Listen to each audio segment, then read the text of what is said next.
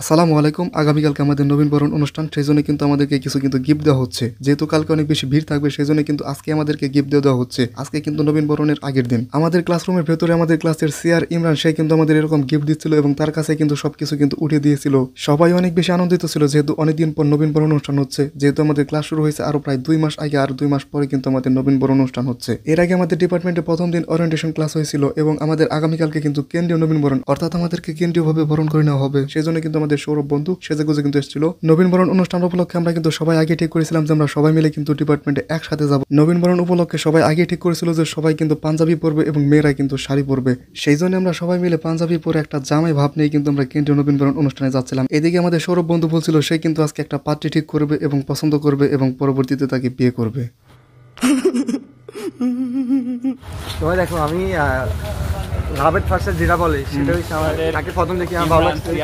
এখন আমি সিদ্ধান্ত নিচ্ছি তাকে আজকে আমি প্রপোজ করবো এবং বিয়ের সকল কিছু আজকে আমি ফাইনাল করে ফেলবো। এটা কি আমাদের ক্লাসমেট? এটা বলা যাবে না, ডেট না নন ডেট। আমাদের ডিপার্টমেন্টের না, এটা বল। সে বলছে আজকে শাড়ি পরে আসবে, আমি তাই পাঞ্জাবি পরে আসবো। আচ্ছা ঠিক আছে, দোয়া রইলো, তাড়াতাড়ি বিয়ে করে ফেলো। আচ্ছা মাহিনের কি খবর বলো? আচ্ছা ঠিক আছে, ইমরান কি খবর বলো? কেমন লাগতেছে আজকে নবীনবরণ?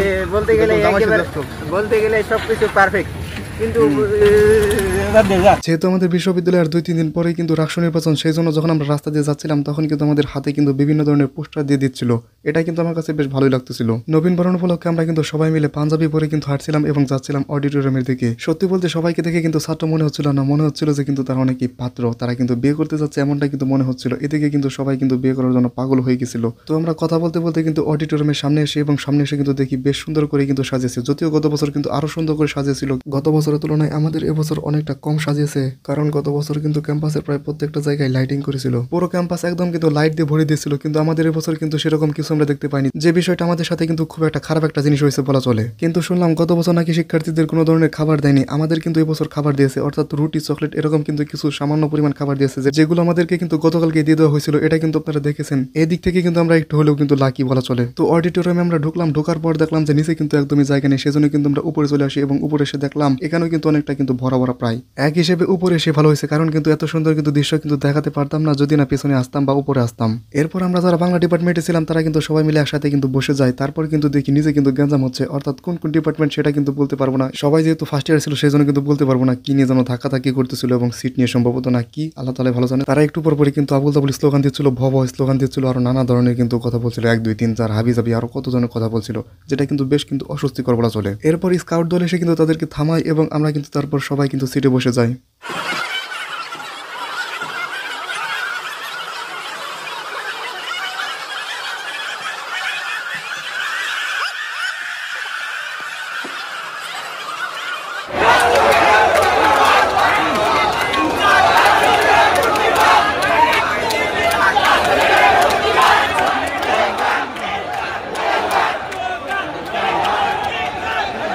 ক্যাম্পাসে যদি নতুন নতুন এসে যদি এই অবস্থা করে তাহলে কেমন হবে বলুন? দেখুন কি একটা অবস্থা। জসিম ভাই, আজকে নবীনবরণ অনুষ্ঠান কেমন লাগতেছে? অনেক শীত সংখ্যা সীমিত, এই কারণে অনেক আগে আসছি, এখনো এসি ছাড়েনি, খুব গরম লাগছে, তারপরও অন্যরকম অনুভূতি। আর আলহামদুলিল্লাহ সব মিলে একেবারে মারাত্মক ভাই। তাহলে বিয়েটা কি এবার কি করবাই নাকি আজকের পরে? ইনশাআল্লাহ अभी मजा आएगा ना भिड़। আজকে ফাইনাল। এদিকে সৌরভ তো বন্ধু আগে বলছে, কি বলো? আমি সব ফাইনাল। সব ফাইনাল। মাহিন আমার কিছুই ফাইনাল নাই, আজকে ফাইনাল করবো। আচ্ছা সবাই আজকে ফাইনাল করবে, সেটাই তো। এদিকে মাসুম বিল্লাহ কেমন কিছু বলো? ভাই ফিলিংস ভাই, অনেক গুড ভাই, সেই ফিলিংস ভাই। সেইটা বড় প্রশ্ন না, বড় প্রশ্ন হচ্ছে কবে বিয়ে করতেছো তাহলে? বিয়ে ইনশাআল্লাহ ভাই অনার্সের মধ্যেই। যেমন হোক তেমন হোক, মনে করেন যে খালি একখান বউ হলেই চলবে।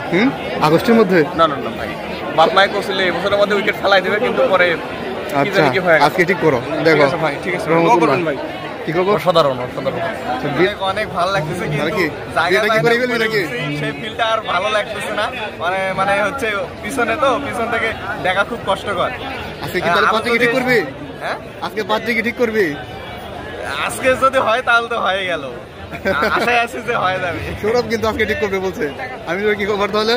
এই তো আলহামদুলিল্লাহ ভালো। আজকে এই দিনে আমরা এসেছি, এর যে শান্তি সেটা আমরা পাবো না হয়তো, তারপরেও ভালো লাগবে ইনশাআল্লাহ। আচ্ছা নূর, কেমন লাগতেছে?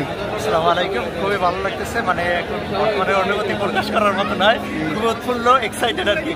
হ্যাঁ, সব মিলিয়ে ভালো লাগতেছে আর কি। আমাদের এখানে কবির মশাই বসে আছে। কবির, কি খবর? চারদিকে শুধু ওয়াও।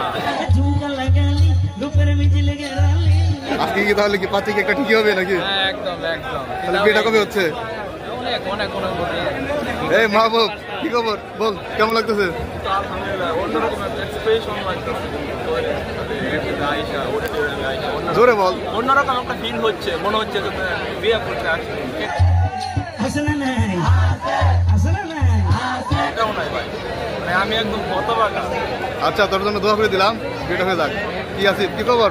অনেক ভালো লাগতেছে, কিন্তু পাশে বান্ধবী থাকলে আরো ভালো লাগতো। আচ্ছা, দোয়া করি তোমার জন্য, তাড়াতাড়ি বান্ধবী পেয়ে যাও।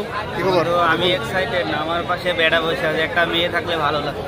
আচ্ছা আচ্ছা, কি কেমন লাগতেছে বলো। আয়ন, হ্যাঁ ঘুম পাইতেছে আমার শুধু। বিয়ে করবি কবে সেটা বল আগে। বিয়ে দেখি কালকে থাকলে করে ফেলাবো। চোখের সামনে একটা যুবক সওয়াল বিয়ে না করবার বাইরে বৃদ্ধ হওয়ার উপক্রম হচ্ছে। সেই লাগছে ভাই, সেই এই সৈকত, কি খবর? কেমন লাগতেছে? বিয়ে হ্যাঁ। নবীন বরণের পরে। আচ্ছা, কাহিব সকল মেয়েদের ক্রাশ। হ্যাঁ বলো বলো ভাই, বন্ধু হ্যাঁ, বলো। কেমন লাগতেছে বলো, সেটা বলো আগে। প্রথমত আলহামদুলিল্লাহ যে আমার জীবনে প্রথম অভিজ্ঞতা এত মানুষের সামনে একসঙ্গে বসা, একসঙ্গে নবীন বরণ। হয়তোবা জীবনে এরকম আরো বসে পাবো কিনা পাবো জানি না। তো চাই বন্ধুরা সবাই আসলে মজা করবো ইনশাআল্লাহ। যেহেতু নবীন বরণ অনুষ্ঠান আর সবাই কিন্তু পাঞ্জাবি পরেছে, সেই জন্য কিন্তু সবাইকে জিজ্ঞাসা করছিলাম যে কবে বিয়ে করবে, এবং সবাই কিন্তু বিয়ে করতে চাচ্ছিল, সেই জন্য তাদেরকে জিজ্ঞাসা করছিলাম যে কবে বিয়ে করছো, যেহেতু বিয়ের বয়সটা হয়ে গেছে সবার মোটামুটি। তারপর আমরা সবাই মিলে কিন্তু ছবি তুলতে থাকি, ভিডিও করতে থাকি, এবং সবাই মিলে কিন্তু অনেক বেশি মজা করতে থাকি। শুরুতে কিন্তু দেখেছিলেন যে উপরে কিন্তু অনেক বেঞ্চ কিন্তু ফাঁকা আছে, আর মুহূর্তের মধ্যে দেখতে পাচ্ছেন যে কিন্তু অনেক বেঞ্চে কিন্তু ভরাট হয়ে গেছে। আমাদের ক্লাসে কিছু বন্ধু কিন্তু আমাদের অনেক পরে আসে, এবং কিছু বন্ধুর জন্য আমরা জায়গা রাখতে কিন্তু আমি নিজেই কিন্তু এখন দাঁড়িয়ে আছি, দেখতেই পাচ্ছেন। যদিও আমাদের সবার ইচ্ছা ছিল যে একসাথে কিন্তু আমরা বলবো, এবং সেই জন্য কিন্তু জায়গা রেখেছিলাম, তারপর কিন্তু জায়গা রাখতে পারিনি, এবং বিভিন্ন ডিপার্টমেন্টের সাথে কিন্তু আমাদের ঝগড়া লাগে টুকটাক। এরকম ভাবে আমরা অনেকে বসেছিলাম, এবং বসে থাকার পরও কিন্তু দেখলাম যে অনুষ্ঠান কিন্তু এখনো শুরু হচ্ছে না। তারপর কিন্তু আমরা আবার দাঁড়িয়ে যাই, আবার বসে যাই, এরকম ভাবে কিন্তু আমরা সিট পাচ্ছিলাম না, কারণ একবার যেহেতু দাঁড়িয়ে গিয়েছিলাম, আমি শুধুমাত্র ভিডিও করার জন্য একটু সামনে গিয়েছিলাম, এসে দেখি আমার সিট কিন্তু একদম বুকিং। যেহেতু সামনে নির্বাচন ছিল, সেই জন্য কিন্তু আমাদের অডিটোরিয়ামের ভেতর ঢুকে কিন্তু আমাদের এরকম পোস্টার দিতে থাকে। এটা আমার একদমই ভালো লাগেনি, কারণ অডিটোরিয়ামের ভেতরে কেন ঢুকবে, বাইরে দিচ্ছে সেটা ঠিক আছে, কিন্তু ভেতরে ঢুকে দেখলাম যে এরকম ভাবে পোস্টার দিতেছে, এটা কিন্তু আমার একদম ভালো লাগেনি। এরপর দেখলাম বিভিন্ন ডিপার্টমেন্ট কিন্তু স্লোগান দিচ্ছে, তো তারপর কিন্তু আমরাও কিন্তু স্লোগান দেই আমাদের বাংলা ডিপার্টমেন্টের নামে, এবং সবচেয়ে জোরে কিন্তু আমাদের ডিপার্টমেন্টের স্লোগানই কিন্তু শোনা যাচ্ছিল। আর আমাদের ডিপার্টমেন্টে কিন্তু স্লোগান দিচ্ছিল কবির, এবং আশেপাশেও কিন্তু অনেক ডিপার্টমেন্ট কিন্তু স্লোগান দিচ্ছিল। আশেপাশের ডিপার্টমেন্টগুলো স্লোগান দিলেও কিন্তু আমাদের স্লোগানের ধারে কাছেও কিন্তু তারা নেই, মানে আমাদের স্লোগান সবচেয়ে সুন্দর হচ্ছিল এবং সবচেয়ে জোর হচ্ছিল।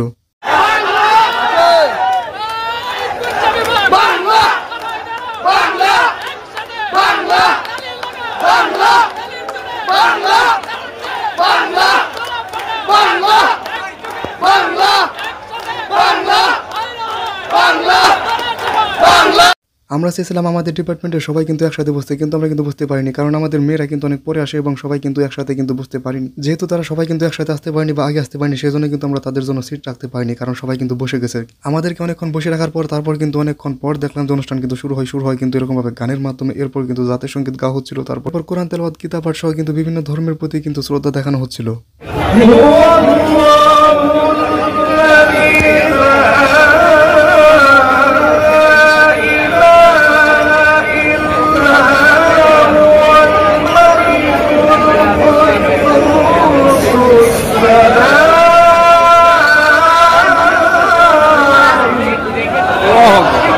কোরআন তেলাওয়াতের পর সবাই মিলে কিন্তু আল্লাহু আকবার ধ্বনি দিচ্ছিল, এটা কিন্তু বেশ ভালো লাগছিল, কারণ অডিটোরিয়ামের ভিতরে এখানে কিন্তু নাচ গান হবে বা বিভিন্ন কিছু হবে, এর মধ্যে আল্লাহু আকবার, এটা কিন্তু বেশ ভালো লাগতেছিল। কিছুক্ষণের মধ্যে কিন্তু উপাচার্য সহ কিন্তু বিভিন্ন শিক্ষক আসেন, এবং তারা কিন্তু আসন গ্রহণ করে। আসন গ্রহণ করার পর রাজশাহী বিশ্ববিদ্যালয় নিয়ে আমাদের একটি ভিডিও দেখানো হচ্ছিল। এরপর আমাদের সবাইকে একটি ফুল দিয়ে কিন্তু বরণ করে নেওয়া হয়, যদিও আমরা আশা করেছিলাম আজকে আমাদের বিরিয়ানি দিবে। এই আশায় কিন্তু অনেকে সকালে না খেয়ে এসেছে, এবং অনেকে কিন্তু এখন পর্যন্ত খায়নি, এরকম কিন্তু অনেক শিক্ষার্থী আছে, কিন্তু আমাদের বিরিয়ানি দেয়নি। যদিও এটি একটি বিশ্ববিদ্যালয় পর্যায়ে একটা কেন্দ্রীয় নবীন বরণ অনুষ্ঠান, যেহেতু এটি একটি বিশ্ববিদ্যালয় পর্যায়ে একটি নবীন বরণ অনুষ্ঠান, অনুষ্ঠান সেই জন্য কিন্তু দেওয়া উচিত, এবং এটি যদি বিশ্ববিদ্যালয় পর্যায়ে যদি না দেয় তাহলে কেমন হবে বলুন। আর এখন কিন্তু সকাল করে কিন্তু দুপুর হয়ে গেছিল, তারপর কিন্তু অনেকে না খেয়েছিল। যেহেতু দুপুর হয়ে গেছিল আর আমরা কিন্তু অনেকে খাবার খাইনি, সেই জন্য কিন্তু আমরা বাইরে বের হয়ে যাই এবং আমরা কিন্তু খাবারের উদ্দেশ্যে যাই। বাইরে বেরিয়ে কিন্তু আমরা বিভিন্ন জায়গায় ছবি তুলতে থাকি, বিশেষ করে কিন্তু আমরা অডিটোরিয়ামে ছাদে যাই। আমরা যদিও এটি কিন্তু চিনতাম না, তারপর কিন্তু আমরা হঠাৎ করে যাই এবং ছবি তুলি। তারপর কিন্তু আমরা বাইরে এসে খাবার খাই এবং খাবার খেয়ে কিন্তু আবার ভেতরে ঢুকে যাই। এসে দেখলাম উপাচার্য স্যার কিন্তু বক্তব্য দিচ্ছে এবং তার বক্তব্যের পর দেখলাম যে মূল অনুষ্ঠান কিন্তু মোটামুটি শুরু হয়ে গেছে। যদিও ইতিমধ্যে কিন্তু অনেকে চলে যাচ্ছিল, যেহেতু কিন্তু অনেক বেশি দেরি করতেছিল সেই জন্য কিন্তু অনেক শিক্ষার্থী অপেক্ষা করেনি, অনেকে চলে গেছে, কারণ মনে করেছে